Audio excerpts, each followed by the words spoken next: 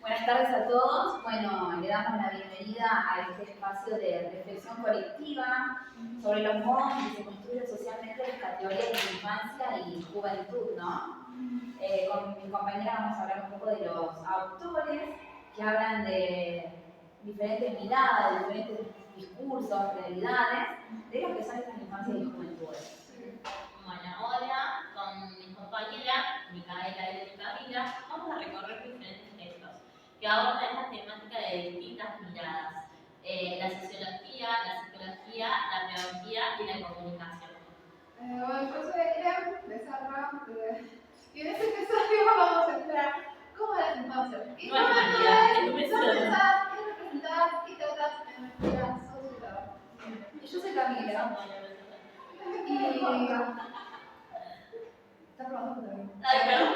Yo soy Camila, y bueno, mi aporte que quiero darles ahora es que todos estos artículos que estuvimos leyendo, que vamos a hablarles, hablan sobre aspectos, prácticas y fenómenos que ocurren tanto en la escuela como en la sociedad. Y es importante saber, porque nosotros lo vamos a dar en ejemplos, que son cosas y perspectivas, acciones que no son universales, digamos, no son iguales en todos lados, en todo tipo de educación, en todas casas, para todas las personas.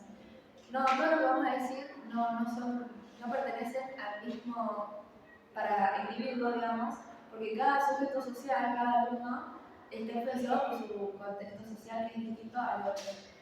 Digamos, hay muchas maneras de aprender, hay muchas maneras de romper con la enseñanza, hay muchas desigualdades, entonces debemos pensar muchas maneras de enseñar. Y estos textos nos ayudan a poder reflexionar sobre eso. Bueno, ¿qué les parece si hablamos de infancia? Exactamente. Bueno, por ejemplo, esta autora que es Sandra Carly, escribe un texto donde dice que la infancia es una construcción social, ¿no? Nos plantea que la infancia no es un hecho natural, sino que es una categoría social e histórica, ¿no? Bueno, o sea, es decir, ¿qué entendemos por niño? El niño cambia según la cultura y la historia. ¿Vos te querés referir, por ejemplo, a esto de que antes de niños no era igual, o sea, la infancia que conocemos nosotros ahora no es la misma que la infancia de antes? Exactamente, también dependiendo de la época y la cultura en la que estamos. Anteriormente el niño no era visto como un niño, sino como un adulto, por el cual el niño tenía que ir a trabajar o hacer las cosas de adulto. Sí, porque nosotros conocemos infancia, ¿qué es? Bueno, ahora, en nuestro contexto social, infancia es niños de 5 a 7 años. No, porque no tiene que ver con los rasgos biológicos, que de hecho es lo que dice Caraco. La infancia no se determina por la edad ni por nuestros órganos físicos ni demás. La infancia es como un sentimiento, una emoción. Esto de sentirse inocente, de ser una persona inocente, pura y que vos podés transformarla, es muy vulnerable, es muy, ¿cómo decirlo? Influyente, vulnerable. Maleable. Claro. Eso es nuestra ideología de infancia hoy. Antes, como dijo Micaela, la infancia no tenía esta ideología. El niño era apenas podía levantarse, hablar, ya iba a trabajar. No sé si ustedes saben, pero cuando se empieza a cambiar, o sea, Era atravesado por una representación social. claro, o sea, el término de infancia empezó a cambiar por varias cosas, ¿no? Una, que es la que estuvimos hablando hace ratito, que es que empezó a existir la estructura familiar, la familia nuclear, tener la mamá, el papá y los hijos, y cada uno con su distinto rol. Antes los roles no eran así, justamente el niño se va a trabajar. Un poco más, no sé, a los 10 años solamente por ahí dependía solo en la Edad Media. Con esta estructura de los nuevos roles, que por supuesto fue una transformación de la policía, el niño toma este rol y empieza a hablarse de infancia. También pasaron otras cosas, por ejemplo, esto de que se empezó a construir la escuela, cuando se fundó el sistema educativo, hoy en día sí, es obligatorio ir al colegio. Entonces separa al niño del ámbito laboral. y no lo hace más como, no se forma como un trabajador, sino que se forma como un ciudadano, un niño en proceso a ciudadano y después va a ejercer un oficio, un trabajo. Me aparte porque en ese momento quería unificar la nacionalidad, de que todos tengan un ser nacional, ¿no? Y la televisión con nacionalismo. Sí, homogeneizar todo La ciudadanía. Sí. Claro. Sí, muy bien. No, bueno, yo te quería destacar esta parte que donde Alexander Carli nos dice que el día, ahora en la actualidad se desvanece un poco este límite entre la infancia y la adultez, porque existen muchos factores como el mercado, la tecnología, los medios de comunicación. Ahora los niños están en contacto con los teléfonos el día de hoy. Niños de la edad de mi nena, de 5 años, tienen contacto con el celular. No todos los padres se toman el tiempo para configurar el control parental, que es importante porque eso permite qué aplicaciones ven, qué no aplicaciones, hasta qué hora. El control parental, por ejemplo, el de mi niña empieza a tal hora y a tal hora de la noche se bloquea. No puede usar más el teléfono, se bloquea el teléfono hasta el otro día. Incluso uno está independientemente de que cuántas horas está viendo el chico la pantalla. Pero bueno, todo esto antes no se veía. Claro. Es como muy loco porque justamente como el niño, si bien esto, ¿no? Y las tecnologías, no es como podemos, no sé si podemos decir que las tecnologías son solo para adultos. No, o sea, esto va modificando la experiencia de la infancia ahora. Sí, tal cual, todo lo que dijiste está muy bueno. Y bueno, con esto que las chicas están hablando, digamos, hay diferentes infancias. Una de ellas es la parte de la clase baja, es decir, o de las vulnerables. Por ejemplo, Inés Narváez dice que existe el fenómeno de desnutrición escolar. ¿Qué es eso? Que no es solamente desnutrición alimenticia, ¿no? Sino también social, económica, cultural y educativa. Que esto no solo afecta al cuerpo del niño, sino también al desarrollo cognitivo, emocional y social. Por ejemplo, un niño que no va sin desayunar o sin merendar y no tiene, no sé, por ejemplo, el PyCon, no podemos esperar que se desarrolle de la misma manera que uno que sí. O por ejemplo, los chicos que, digamos, si un adulto ya es difícil trabajar y estudiar, imagínate por un niño que trabaja y estudia, digamos, una edad adelante, ¿no? Es como que no se habla de una desnutrición solamente, digamos, orgánica de comida, sino también una desnutrición de pobreza en educación, digamos, en lo que la escuela le termina otorgando al niño, porque si bien le da todo, el niño no lo aprovecha. Entonces ahí viene la desnutrición, creo yo. Sí, pero la escuela me parece que también es como un eje central donde tiene que aparecer para poder ayudar a este niño a detectar y acompañar la problemática para que él pueda salir adelante, tener derecho a una educación, comprender el contexto en el que se encuentra, la historia que lleva este niño. Claro, poder enfrentarse al mundo. Exactamente. Sí, eso supongo que tiene que ver con lo de ¿alguien quiere hablar de algo antes? ¿Iba a decir algo conmigo? No, decidiste. Iba a decir esto de, justamente, el niño ahora tiene un estudio, o sea, nosotros tiene un estudio definido según sus características propias, tanto, me refiero a físicas y mentales, digamos, poder entender que el niño necesita de cuidados, todo lo demás, y también a cómo aprende bien el niño, que a esto me refiero a, un poco con lo que dice Piaget, a cómo se conduce la pedagogía del niño según sus etapas de crecimiento. Por ejemplo, esto de cuando etapas motriz. Yo quisiera decir que los niños tienen una evaluación de cómo deben aprender, que deben aprender según su desarrollo de etapas, que es algo que mencionaba Piaget, que el niño no aprende solo escuchando y replicando todo lo que le hace el adulto, sino como que el niño a través de cuando desarrolla estas etapas, por ejemplo la lingüística, la motriz, la visual, empieza a armar su propio conocimiento del mundo, empieza a entenderlo. A esto me quería referir. Claro, se va dando a través de la interacción, ¿no? Con su entorno en el que vive. Que él no tiene como una pedagogía. Es activo, eso quise decir. Es un ser activo, no es un receptor inactivo. Eso quise aportar. Pero bueno. Bueno, yo quería aportar también,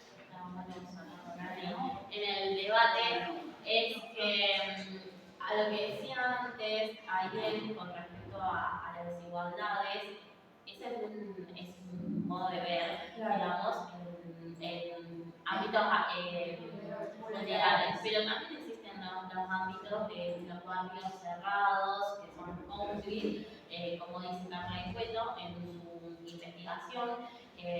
Bueno, ella decía que entiendo su forma de vida basada en la homogeneidad social, donde los niños crecen en contextos cerrados y protegidos, alejados de la diversidad social y cultural del espacio público urbano. O sea, ellos están en otro, digamos, planeta, por decir. Yo, por ejemplo, experiencia propia, fui a un tiempo a un secundario privado y también la educación era diferente. En el ámbito arte se veía otro tipo de materiales, se veía que ya pintaban cuadros, se veían acrílicos, cuando a lo mejor en la pública se ven las témperas que son más baratas, se ven las hojas Hanson, se ve otro tipo de materiales, ya bueno, con respecto al uniforme. El tema de aprendizaje era muy competitivo, o sea, todos querían llegar a la bandera, o sea, llegar a quinto año y llegar a ser abanderado. Entonces se ponían a debatir y era a ver quién aportaba más. Y era siempre así muy competitivo. Claro, es que eso es lo que tiene una generación que está dentro de una burbuja, digamos, fuera del mundo real. Que uno empieza a vivir, es como un, O es una fragmentación social que moldea a esta infancia. claro, de distinta manera, claro. En este texto es como que se habla más de no una pobreza como la que nos hablar de educación, sino una pobreza social. Claro, es otro tipo de construcción de identidad también. Claro, Diferentes identidades. También porque tal vez van a poder permitirse estar en esa burbuja todo el tiempo de su vida. En cambio, una persona que habla siempre se va, no puede, no, porque siempre se lo va a estar rompiendo y batallando con todo lo que venga. En cambio, acá está en su burbuja y va a estar tranquilo, entre comillas, toda su vida. claro, sí. Bueno, entonces, en esta fragmentación social que estamos hablando en que vamos a montar la infancia, que hay diferentes tipos de infancia, existen otros tipos de infancia como las urbanas, las rurales, las populares, las privilegiadas, las invisibilizadas, las medicalizadas, y todas estas están atravesadas por discursos que las clasifican, digamos. Y bueno, una de esas, por ejemplo, digamos, empezamos a hablar de las juventudes. ¿Qué podemos aportar sobre esto? Porque las juventudes están ahora, digamos, tienen la tecnología, tienen cierto... Sí, pero antes yo analizaría un poco a Mincy, que habla sobre las infancias contemporáneas, que destaca esta la importancia del diálogo intergeneracional, es como un eje clave, ¿no? en esta transmisión cultural. Porque es una construcción de subjetividades. Lo que hace esta autora es plantear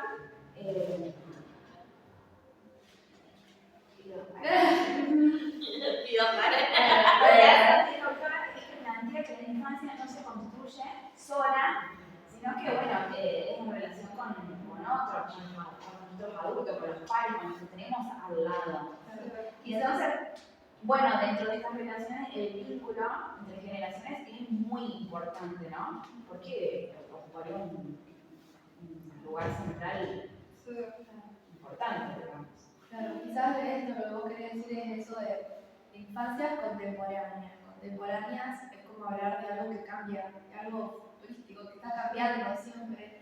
Y O sea, se viene a la cabeza, por ejemplo, el nieto que enseña a aprender a usar el celular al abuelo. O el abuelo que le enseña a cocinar al nieto. Es como, también cómo se socializa eso. Porque tal vez ahora los jóvenes prefieren hablar todo por chat. Pero los abuelos quieren hablar de verdad, quieren tomar mate y hablar. Entonces, ese paradigma de socialización, de comunicación, ¿cómo se puede? ¿Qué piensan ustedes? Bueno, yo principalmente quería decir que la juventud, o sea, el término juventud es lo mismo como dijimos con infancia, debería ser una construcción social. Pero que la marca es esto para mí, el empleo lo que la marca a la juventud es su capital cultural, que en este caso es las tecnologías. Claro, sí, bueno, por ejemplo, hablando de juventud, Bourdieu, en entrevista, él dijo que la juventud no es solo una palabra, digamos. O sea, porque en realidad la juventud es una construcción social que se esconde y reproduce desigualdades y conflictos. ¿Por qué dice esto? Pues bueno, la juventud y la vejez son datos biológicos, desde ya que tengamos claro eso. Porque es un dato biológico socialmente manipulado y manipulable.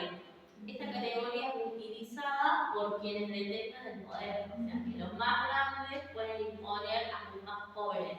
Claro. Así clasificar, controlar y mantener ciertas estructuras sociales. Bueno, ahora supuestamente quieren aumentar la edad de adolescencia. Antes era, por ejemplo, 12 a 18 años. Y ahora es 12 a 30 años. Claro, está igual, como dice Bourdieu, es el concepto de moratoria social. Es manipulable y manipulable. Claro, pero este concepto de moratoria social que plantea Bourdieu es que se refiere que los adolescentes, no todos, pocos, solo de algunos barrios privilegiados, claro, tienen como una tolerancia y responsabilidad ante de permitirse asumir a la carga de la vida adulta. Pero bueno, como dije anteriormente, esta moratoria no es para todos, sino que es un privilegio de clase. Por ejemplo, los jóvenes de clase privilegiada disfrutan de moratorias más largas.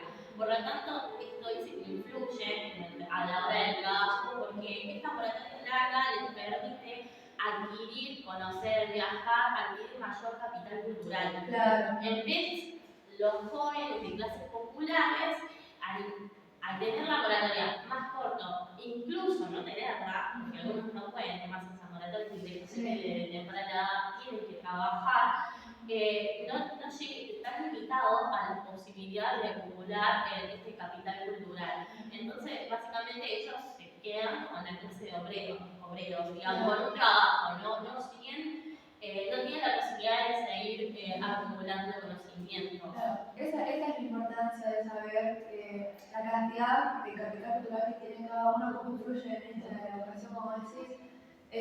Porque, bueno, capital cultural no estamos refiriendo a esto, el acceso a libros, internet, a poder conocer otros países, lugares, eso es, ¿no? Aquel instrumento que nos otorga a nosotros conocimientos. El joven que puede tomarse el tiempo que quiere y viaja por todo el mundo, sigue estudiando y claro, después obvio que a la hora de conseguir un trabajo él tiene más títulos, más conocimiento, entonces su puesto de trabajo va a ser superior al que tiene menos capital cultural y tiene que empezar a trabajar enseguida en tomar ese tipo de responsabilidades. Pero yo también leí un artículo que es de la nueva cultura juvenil, que habla Fernando Peirone, que dice que advierte que la cultura esta se ve atravesada por la desigualdad social. O sea, que no todos los jóvenes tienen acceso a estos bienes culturales tecnológicos o educativos, ¿no? Entonces, ahí es donde dentro de una institución educativa se puede ver lo que es el fracaso escolar. ¿Sabes por qué? Porque la escuela tiende a eso. La escuela como que recompensa a los chicos que sí tienen capital cultural, sí tienen cultura popular, como vos decís. Entonces, digamos, esto de la falla, el éxito o qué tanto éxito tenés, es porque la escuela recompensa los capitales culturales de las clases altas. Exactamente. Y a los vulnerables no les ofrece respuestas válidas a sus problemas ni reconoce su forma de participación. Igual es complicado participar también. Y también en el mismo texto de Seneca, de que le trata a los jóvenes, como que remarca que es importante porque las tecnologías nos ofrecen un montón de cosas. Sí. Hagamos identidades, construimos nuestros saberes, el ChatGPT nos ayudan a poder acercar el conocimiento, o sea, sí, una respuesta tecnológica, pero nosotros lo usamos también para lo académico, nos sirve en nuestra vida No, cotidiana. imagínate este lado, bueno, yo pongo el ejemplo. Yo, que trabajo, tengo una nena, tengo una casa, viajo, son 2 horas de viaje, llegar y tener que buscarte un diccionario, o entre libros, enciclopedias, tener que leer, hay que rescatar, no rescatar. Entonces buscar ahí en la tecnología es mucho más fácil. Vos ponés para si tenés para elegir, tenés para ver qué es lo Porque que. puede reescribir o reexplicar de manera más básica un texto. Claro, tal cual. Y eso es muy importante reconocer que capaz nosotras, para nosotras que tenemos esta edad y demás, nosotras lo entendemos, porque las tecnologías es como que tenemos un lenguaje con a través de la tecnología. Si damos el ejemplo de una compañera de mayor edad, que no tiene, nunca en su vida tocó, digamos, el ChatGPT, no lo va a entender por más que lo intente capaz. O no lo va a comprender. En cambio, nosotros ya lo tenemos incorporado. Hablo nosotros porque, bueno, somos considerados jóvenes, adultos. O también no es una necesidad para ellos, porque tal vez es como, prefiero darle un diccionario que lo entienda mejor. Claro, eso es importante. Ver cómo cuál es la diferencia entre la cultura escolar y la cultura popular, digamos, esto tecnológica. La cultura escolar es esto, si nuestra compañera se entiende más como un libro, es porque todavía, bueno, le sirve esto de seguir respetando la cultura escolar, el libro que sabemos todos. Por eso Peirone y Bordeaux nos invitan a no naturalizar la juventud, sino bueno, entenderla como un fenómeno social, ¿no?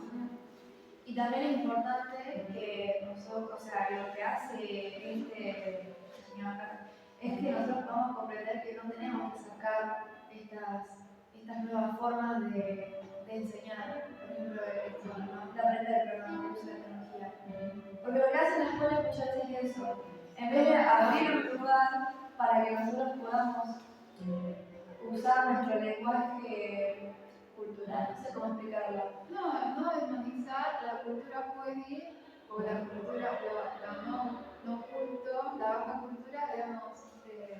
Sino entender el fenómeno o el contexto en el que se encuentra cada alumno, porque ninguna persona es igual, ningún joven es igual. Claro, bueno, yo quise irme más por el lado del uso de la tecnología, de no sacarla. Yo quise pensar de esta manera, que en la escuela, por ahí, lo que hace es privarnos a no usar estos medios dispositivos, estos medios de adquirir conocimiento, sino que nos impone rápido el sistema de la escuela.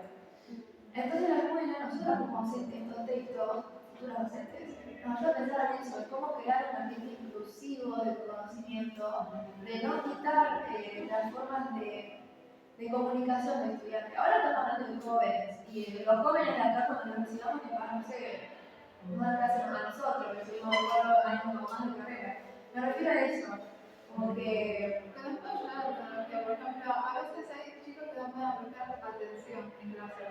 Y dándole un link de YouTube que les ayuda a repensar y a reflexionar el aprendizaje que vivimos en el aula. Pues tal vez, ¿cómo se Quizás comunica? sea exactamente porque quizás el alumno se aburre o no quiere prestar, claro, atención dentro del aula como, bueno, me salió la Bueno, sí. la atención, ¿no? el déficit de atención, exactamente, sino que hay que crear un contenido en el cual podamos tener al niño, el alumno. Claro, pero como decía Gaby, esto es lo importante de estos textos para saber cómo son la vida en sí, cómo son los contextos, mejor dicho, para saber cómo dar la clase, a quién, qué herramientas ¿Cómo conducir estas herramientas al conocimiento? ¿Cómo conducirlo a cada uno? Porque si yo te doy a vos, no sé, el celular, sabiendo que vos estás todo el día en la tele, te vas a desconcentrar. Si le das el celular a ella, que no tiene nada en su casa y que aprovecha las horas en el colegio, lo va a reaprovechar. Pero bueno, no podemos tampoco generalizar así el uso de la tecnología. Sí tenemos que dividirlas justamente para que nos sirvan en educación. Pero bueno, tampoco no hay que sacarla ni que otorgar toda la libertad. Hay que descubrir estrategias para poder... Porque siempre se aprende afuera y dentro de la escuela. Y bueno, Bueno, lo que hicimos hoy es recorrer gran variedad de miradas sobre la infancia y la juventud. Vimos cómo estas categorías son construidas socialmente, atravesadas por discursos, instituciones y desigualdades, y también, bueno, estuvimos aprendiendo un poco de lo que cada autor nos quiso decir, nos quiso enseñar, y bueno. también hablamos de qué es la infancia y que también es un sujeto activo. Eso es muy importante que lo comprendamos y que hay juventudes diversas que habitan el mundo de formas distintas. Lo que nos hace ver en estos textos es, bueno, comprender que los diversos alumnos están afectados por estos diversos contextos, por lo tanto, nosotros como futuros docentes no debemos imponer una única manera de enseñar en particular, porque existen distintas maneras de aprender, entonces nosotros tenemos que tener distintas maneras de enseñar. Y es lo que nos hace, lo que nos brinda los textos, nos hace poder ver cómo podemos nosotros cambiar estas cosas que pasan en estos aspectos, estas desigualdades, que no las podemos desvanecer totalmente, ¿no?